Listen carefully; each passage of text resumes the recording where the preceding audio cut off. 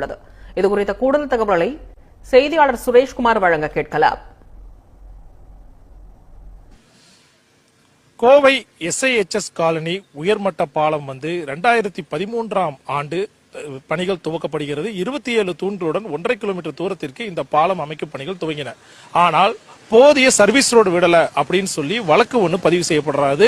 அதன் காரணமாக அந்த அணுகுசாலைக்கான நில எடுப்பு போன்ற பல்வேறு பணிகள் காரணமாக இந்த பாலப்பணிகள் கிடப்பில் போடப்படுது.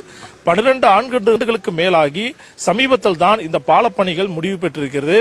ஆனால் இதன் பிறகு ஆரம்பிக்கப்பட்ட பல பாலங்கள் திறந்து வைக்கப்பட்டிருக்கின்றன. ஆனால் இந்த பாலத்தை முறையாக அரசு நிர்வாகம் திறந்து வைக்கவில்லை. தற்சமயம் அவங்களாவே இந்த பாலத்தை திறந்து போக்குவரத்து பயன்பாட்டுக்கு கொண்டு வந்துட்டாங்க. சேர்ந்த அரவிந்தன் என்பவரிடம் கேட்கலாம். சார், இப்போ ஏன் அரசு நிர்வாகம் இதை திறந்து வைக்க தாமதப்படுத்தினாங்க? ஏன் மக்களே திறக்கக்கூடிய சூழலுக்கு தள்ளப்பட்டாங்க? ஜிடி நாயுடு மேம்பாலம் துறக்கப்பட்டாச்சு. அப்புறம் அந்த செம்மொழி பூங்கா துறக்கப்பட்டிருக்கு.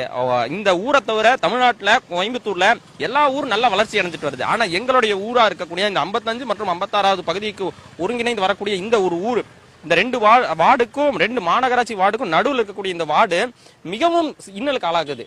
தினசரி கிட்டத்தட்ட பக்கத்துல இருக்கக்கூடிய ஒரு 7 ஸ்கூல், பக்கத்துலயே 7 ஸ்கூல், கவர்மெண்ட் ஸ்கூல் உட்பட 7 ஸ்கூலுக்கு குழந்தைகள் கிட்டத்தட்ட 7:30 மணிலிருந்து 8:30 மணி 1 மணி நேரத்துக்குள்ள எல்லாரும் போகணும், வேலைக்கு போகணும். இவ்வளவு சிரமத்துக்கு நடுவில் இந்த மேம்பாலம் மட்டும் இல்ல அப்படின்னா இன்றளவுக்கும் அந்த சப்வேன்னு போட்டு கொடுத்துருக்காங்க. அந்த சப்வே பயன்படுத்தி தான் மக்கள் போயிட்டு இருக்காங்க. ஒரே ஒரு மழை பெஞ்சு அந்த தண்ணி நிறைஞ்சதுன்னா கிட்டத்தட்ட ஒரு மலைக்கு ஒரு 10 பேராச்சும் அந்த பாலத்துக்கு அந்த சப்வே கடியில விழுந்துடுறாங்க.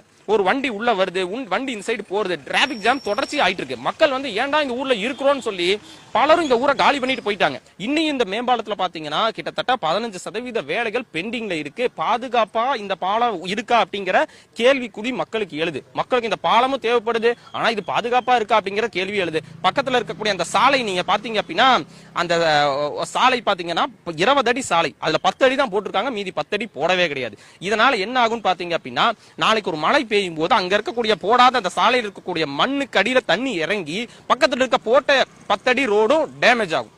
அப்ப அந்த 10 அடி ரோடும் டேமேஜ் ஆயிருச்சு அப்படின்னா மக்களுக்கு அப்புறம் எப்பதான் அரசாங்கம் ஒரு ரோடு போட்டு கொடுக்கும்?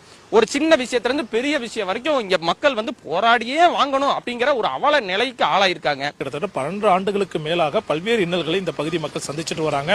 அது தொடர்பாகலாம் நம் தமிழ் ஜனம் தொலைக்காட்சியில் செய்தியும் வெளியிட்டு இருந்தோம், குறிப்பிடத்தக்கது. இந்த சூழ்நிலையில முழுமையாக பாலப்பணிகளை கடைசி கட்ட பணிகளை கூட விரைவாக பண்ணாமல் ரொம்ப காலதாமதம் செஞ்சனால பொதுமக்களே இருக்கின்ற பாலத்தை தங்கள் பயன்பாட்டுக்கு திறந்து போக்குவரத்துக்கு பயன்படுத்தக்கூடிய சூழலுக்கு தள்ளப்பட்டிருக்காங்க. இந்த பாலத்துடைய பாதுகாப்பு தன்மையை முறையாக முடிவடைய செய்து முழுமையடை செய்து விரைவாக இந்த பாலத்தை அபிஷியலா திறக்கணும் அப்படிங்கிறது அந்த பகுதி மக்களுடைய கோரிக்கையா இருக்கிறது.